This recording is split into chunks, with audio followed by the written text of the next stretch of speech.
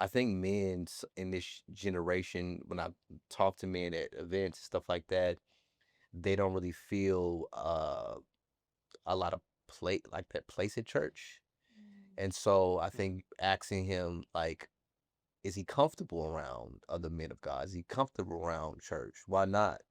And instead of just paying attention to what he don't do, start to like ask him questions. People don't care what you know until they know that you care. What is up, everyone? We are back with another episode of Shaping the Culture.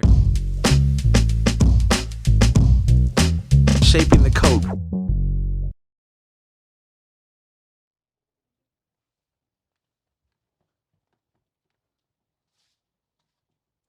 This question is for both of you guys. What advice can you give for someone who has a spouse that's not on the same spiritual journey as them, or the same spiritual wavelength? I like to be direct. Is he a Christian? Yes. He is a Christian. So break that down. Not the same spiritual wavelength. That what he mean? So, like the way that he handles life and situations aren't the best.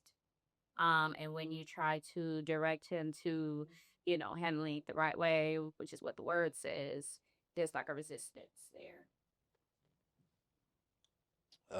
Man. So that's a loaded question. Y'all got some loaded questions. Um, I think if he doesn't have true discipleship in his life, encouraging him to get in the community. I don't really know. Does he go to church? Does he is he active in church? We do go. Sometimes we watch online. It's not consistent. Yeah. I think that's a big part. I think that we learn how to be Christians around other Christians. And so I think that if you guys are lacking community, it's probably one of the reasons why he's lacking not knowing how to walk out his orthopraxy, right? Because if the orthodoxy is there, but the you got to be around other Christians who are practicing, because it's literally like I learned how to be a good father as a Christian being around good fathers. Mm. I learned how to be a good husband being around good husbands. I didn't start apologizing to my wife until I started seeing my older. Just I was like, "Oh, y'all apologize? Okay, I'm gonna do that."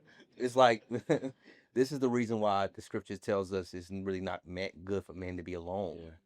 Like because we learn how to be like God around other godly people. Yeah. Right. This is one of the reasons why Jesus condescended to became a man to dwell amongst us to live around us. And so I think you know, community is really key. One of the things that my church do, we call our small group squads, and these squads are just transformational for people because they just learn how to be Christians. Also too, I think I want to just say this also. I think men in this generation, when I talk to men at events stuff like that, they don't really feel a lot of like that place at church. And so I think asking him like, is he comfortable around other men of God? Is he comfortable around church? Why not? And instead of just paying attention to what he don't do, start to like ask him questions. People don't care what you know until they know that you care. And so there's probably a lot of things that he wrestles with as a man that you probably cannot experientially relate to. And so asking him good questions, making him feel seen, um, and making him feel like you care will actually, give you a lot of he probably can give you a lot of language into his world when he feels like you care, not just about his behavior, but by the root causes of his behavior, not just the manifestations of it. And I think when you know that as a wife, now you know how to pray for him. Now you know how to encourage him. Now because it's like you can be frustrated what he's not doing, but try to ask him good questions so you can figure out why he's not doing it. And I think then you can be able to guide him and to help him as a wife. I would just add two things real quick. One, become his biggest prayer warrior.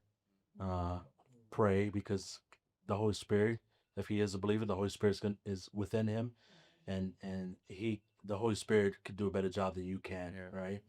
And then also remember, as spouses, I'm not my wife's father. She's not my mother, right? And I think sometimes we want better for our spouse, that we take like a parent role in their life, Mm. and that just pushes them away, right? And so pray, model, try to encourage him to get around solid brothers in the faith. Um, I was just thinking 1 Corinthians 7, the unbelieving husband is made holy because of his wife. The unbelieving wife is made holy because of her husband. And not saying that your husband's an unbeliever, but it we we live with somebody, we're gonna rub off on them, right? Yeah. So make sure that we're setting the example that we want our spouse to. So more than like trying to teach him and trying to parent him, model it, pray for him, and try to encourage him and hang out with some godly men. And what I would just say, I'll leave you this one last little nugget. Try to remember that as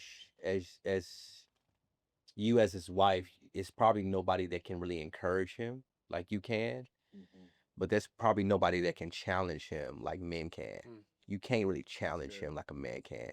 And so he needs to be around. He needs that challenging, in his life, but he also needs that encouragement. He needs a good balance of that. And so a lot of times you have to encourage him to go get challenged, you know.